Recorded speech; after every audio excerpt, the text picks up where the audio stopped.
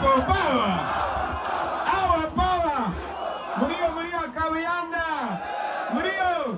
Abanyakana Murio. Mwebale mnonga bantuwe mukampe chana.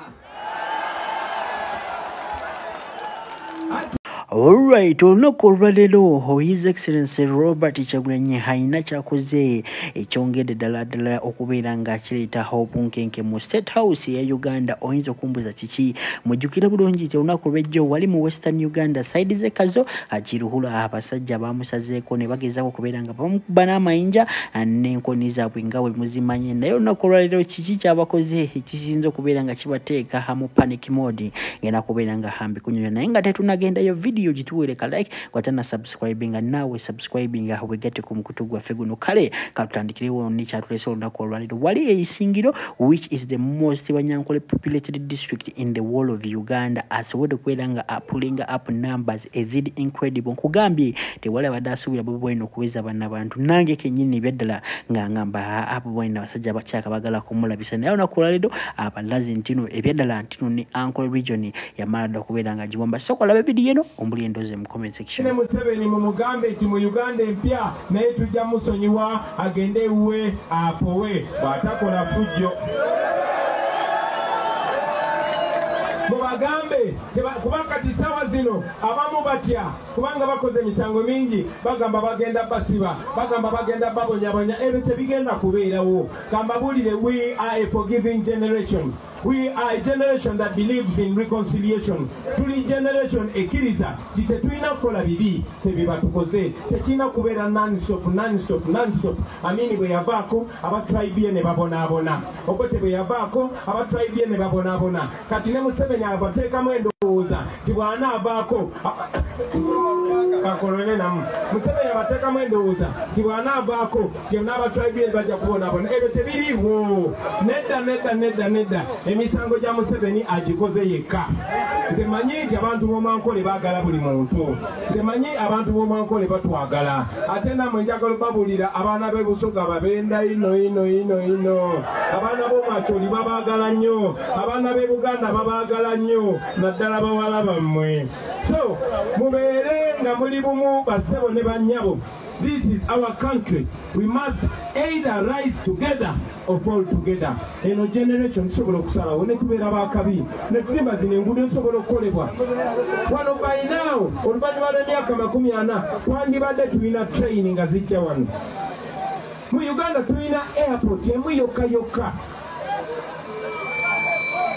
Tulina stadium meka ne bw'obeera talented wano ne bw'obeera ne talent egenda kufiirawo. Banange mutuwa omukisa tukyuse Uganda, mutuwa omukisa tuzimbe Uganda, mutuwa omukisa mweyagalire mu Uganda ne abaana abato beyagalire mu eno Uganda. Yemwe muyina obuyinza tugenda kulonda ng'ennaku z'omwezi 15 January. Bw'oba ogenda okulonda njagala ogenda okulonda ng'olowooza ku luguudo lw'otambuliddemu. Bw'oba ogenda okulonda njagala olowooze ku mwana wo asomye nga talina mulimu. Bw'oba ogenda kulonda njagala olowooze ku ssomero abaana baano lye basomeramu. Bw'oba ogenda kulonda njagala olowooze ku bbeeyi y'amatooke omanye nti bisobola okukyuka. Njagala olowooze ku bbeeyi y'amasannyalaze. Saawa zino eno Pearl of Africa nerowooza ku mazzi ge munywa. Lowooza ku malwaliro. Ebyo byonna tugenda bitereza mu Uganda empya. Tusobola bitereza nga tufunye obuyinza to controlling a budget yaffe. Bagambye Uganda is very rich. Uganda nsingagga nnyo. Naye bannayuganda baavu nnyo. Mu Uganda empya twagala okubalansinga obugagga bwa Uganda n'obugagga bw'abantu tusobole okubeera mu nsi nga tweyagala. Banaye mwebale nnyo okumpuliriza.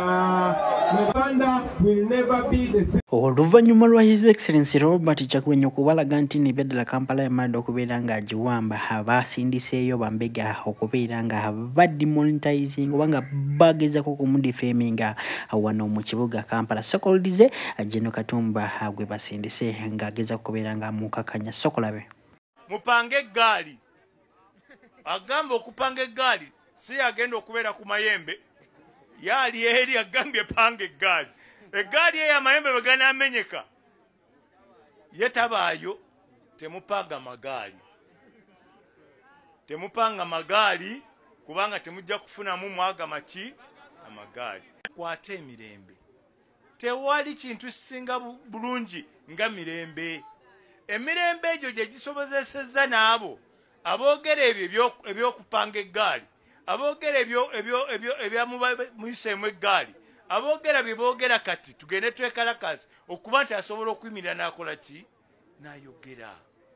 Mukuume emirembe, mukuume ki emirembe. Obululu buleme kubaawula, obululu buleme kuwalanya munno, obululu buleme kutemya bitooke bya munno, obululu buleme kuleeta mpalana wakati wa famire eno ne famire eri. Akalulu ka kyama. Gwe manya gw'oyagala okukola ki okuwa. Bw'oba munno bakubye wano olukuŋŋaana ate tojja kulaga nnyo maanyi kubanga ate gwe olina amaanyi agasingako agage. Muleke ayogere ebi byakole ki agende.